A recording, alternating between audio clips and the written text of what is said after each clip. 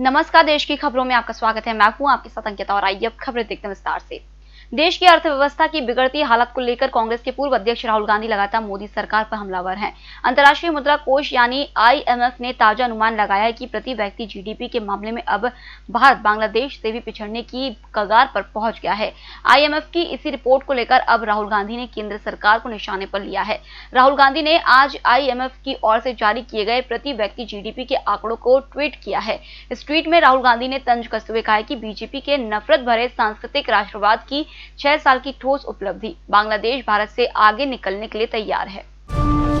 महाराष्ट्र की राजधानी मुंबई में सोमवार को करीब 2 घंटे तक बिजली गुल हो गई। बताया गया कि मुंबई महानगरीय क्षेत्र में ग्रिड फेल होने की वजह से शहर में बिजली की आपूर्ति बाधित हुई।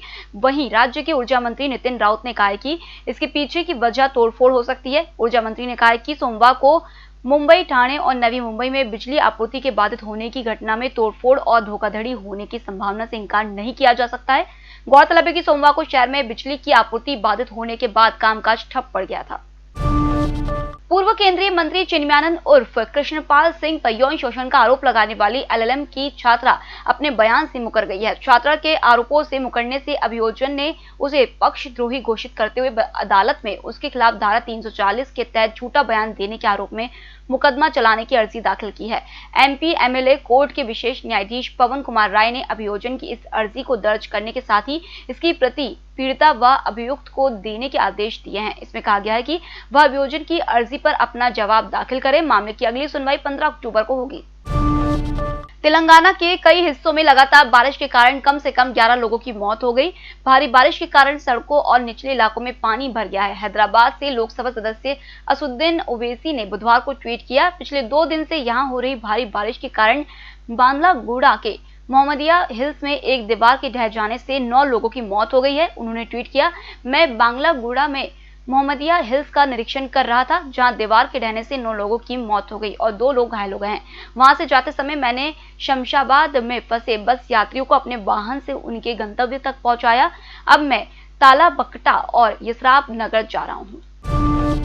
क्षेत्र के एक गांव में मंगलवार की रात को एक युवक 4 वर्ष की मासूम बच्ची को टॉफी दिलाने के बहाने अपने घर ले गया और उसके साथ दुष्कर्म किया। बच्ची अन्य बच्चों के साथ उस समय अपने घर के बाहर खेल रही थी।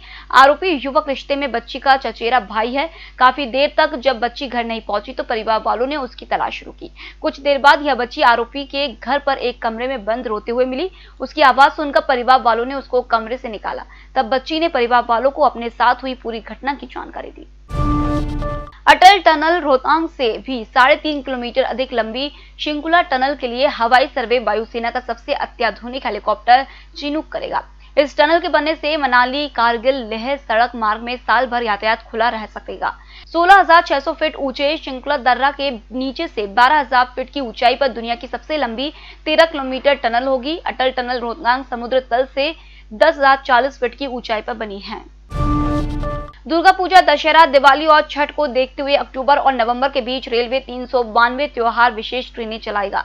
रेलवे ने मंगलवार को ऐलान किया कि ये ट्रेनें 20 अक्टूबर से 30 नवंबर के बीच दौड़ेंगी।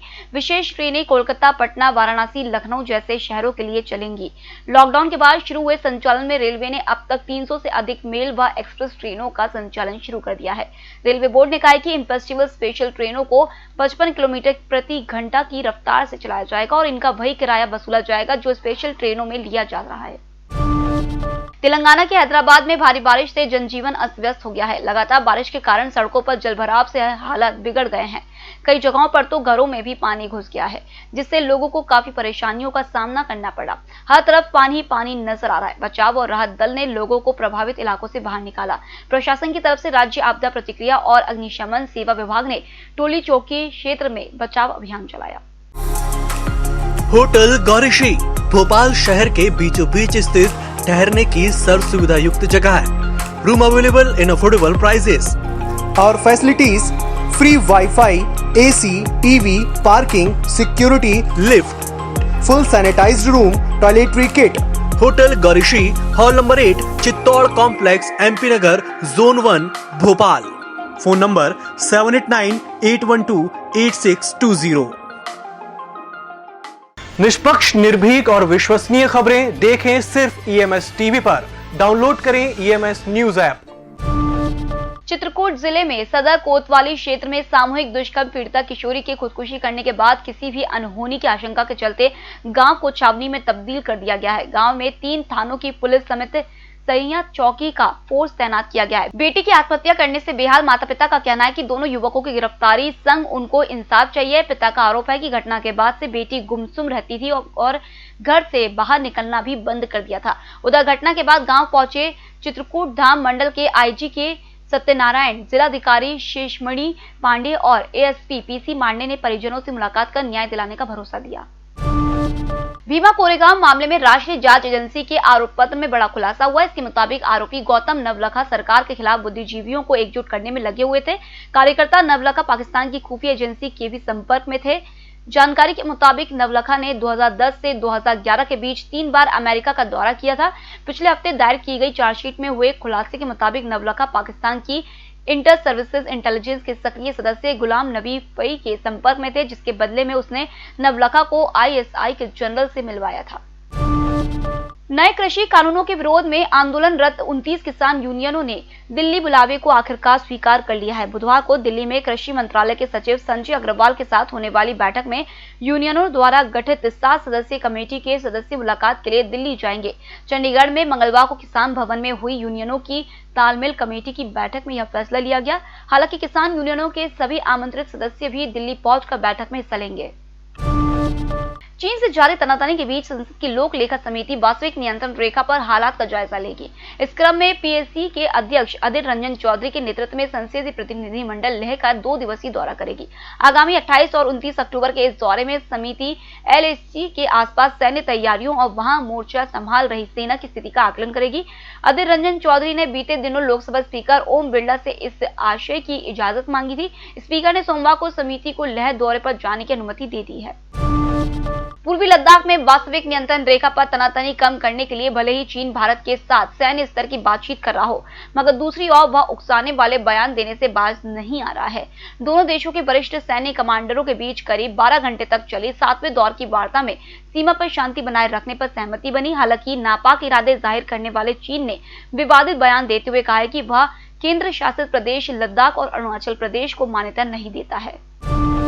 बॉम्बे हाईकोर्ट ने महाराष्ट्र सरकार को 26/11 आतंकी हमले में बची सबसे छोटी प्रत्यक्षदर्शी देविका रोतवान को आर्थिक रूप से गरीब वर्ग योजना के तहत घर और उच्च शिक्षा मुहैया कराने पर विचार करने को कहा है। जस्टिस नितिन जामदार और जस्टिस मिलिंद यादव की खंडपीठ ने रजिस्ट्री को निर्देश दिया कि रोतवान की याचिका की एक प्रति महाराष्ट्र के मुख्य सचिव को दी जाए। इस साल अगस्त में दायर अपनी याचिका में 21 वर्षीय रोतवान ने कहा है कि वह और उसके परिजन काफी अभाव में जी रहे हैं। किराया चुकाने में असमर्थता के कारण वे बेघर हैं। याचिका पर अनुकंपा के आधार पर विचार किया जाए।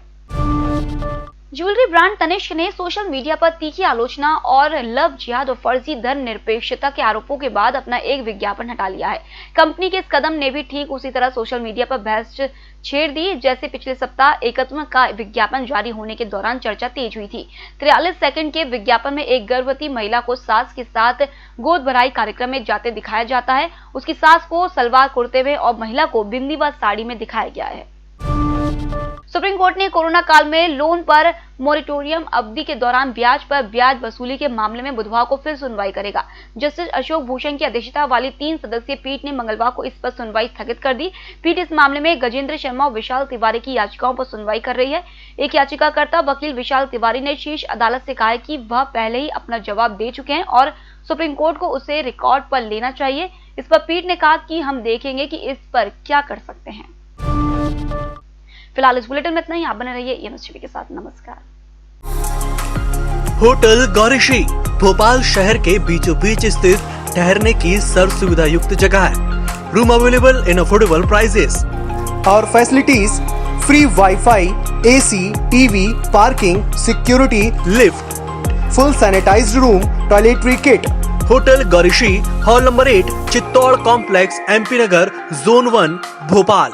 Phone number 7898128620। निष्पक्ष, निर्भीक और विश्वसनीय खबरें देखें सिर्फ ईएमएस टीवी पर। डाउनलोड करें ईएमएस न्यूज ऐप।